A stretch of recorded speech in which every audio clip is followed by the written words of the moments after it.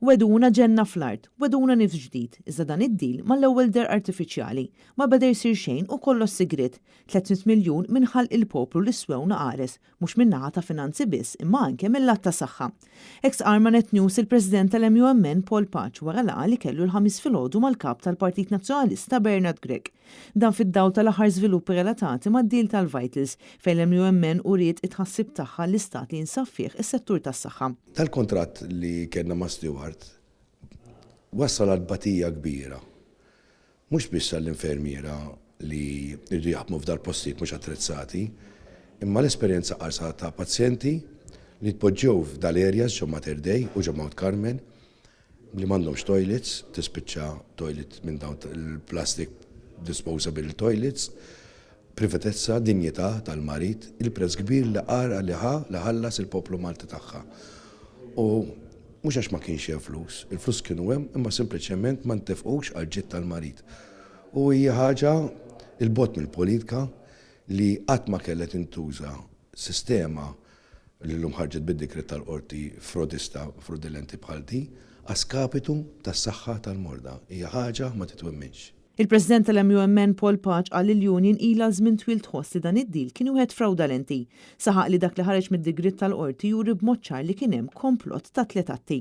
Paul Paċ qal li dawn kienu 300 miljun li ttieħdu minħall il-poplu u li swewna qares u mhux talli ma sarux il-proġetti min-naħa ta' Stewart iżda saret ħsara anke għal proġetti li kellhom isiru min-naħa tal-Gvern. U għamil referenza għal 10 żoni fl-isptar Mater Dei li mhumiex diżinjati biex jilqgħu lil morda fihom, bil-pazjenti spiċċaw mingħajr ebda dinjità u l-ħaddiema spiċċaw jaħdmu f'kundizzjonijiet mhux xierqa. Dal-ftehim ta' Stewart mhux sempliċement il-proġetti li kellu jagħmel Stewart ma sarux, imma wkoll ħall-effett li tista' tgħid li meta sar il-proġett ta' Stewart, kull proġett kapitali dal-aħħar 7 snin tista' tgħid ma kellna l-ebda fil-pajjiż.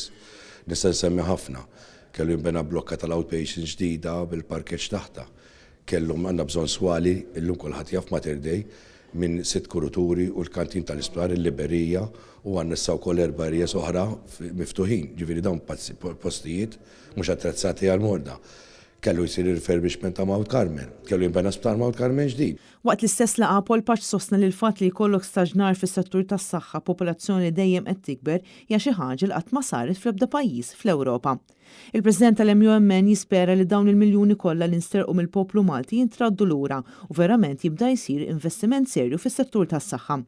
Min-naħa tiegħu il-kap tal-Partit Nazzjonalista Bernard Grech qal li pajjiżna jinsab fi żmien delikat fejn qed issir ġlieda biex is-sistema tas-saħħa tkun aħjar kemm għall-pazjenti kif ukoll għall-ħaddiema. Dan kif il-pazjenti u anke l-ħaddiema mhux jingħataw l-attenzjoni meħtieġa. Bernard Grech qal li l-ħaddiema kollha huma imprezzabbli għalhekk huwa meħtieġ li dawn jingħataw is-sosten kollu li għandhom bżonn. Dwar il-kwistjoni tad-deal ma' Vitals saħaq li dak li ħareġ mill-qorti juri b'mod ċar kemm is-servizz tas-saħħa f'pajjiżna għandu bżonn tassew jingħata priorità. Il-Partit Nazzjonalista huwa kommess li jagħti garanzija li l-ebda infermier u ebda ħaddiem m'għandu jbagħat minħabba nuqqasijiet serji tal-Gvern. Preżenti għal din il-laqgħa ma' tmexxija tal-Union tal-Infermiera u Wiebel kien hemm il-kelliem tal-Oppożizzjoni għall kura primarja u s-saħħa mentali Ian Vassallo.